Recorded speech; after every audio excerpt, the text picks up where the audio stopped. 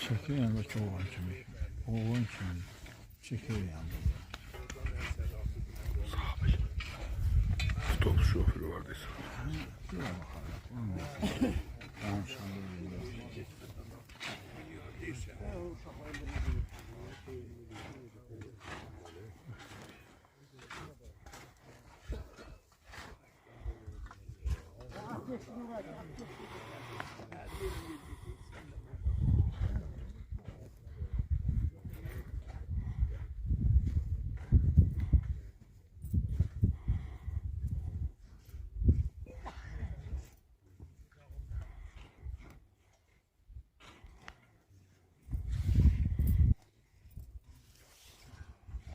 Allah şehitlerimize rahmet eylesin.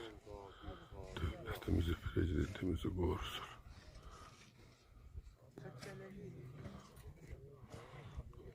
Bugün Emmoğlu Elbursun dəfin günüdür. Öz torpağımızda, öz qəbristanımızda. Abdal Gülahlı'nın Abdal qəbristanından da Emmoğlu Elbursu dəfin edəyik. Allah bütün gələnlərdən razı olsun. Eşiyle bir kent yerindedir. Şükür bugün ay Allah şükür. Çok şükür.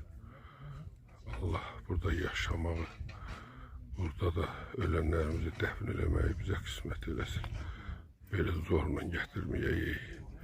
Elə hamı burada yaşayaq, öləndə də öz yerimizdə, yurdumuzda ölək. Allah burada rahat yaşamağı bizə qismət eləsin tezliklə.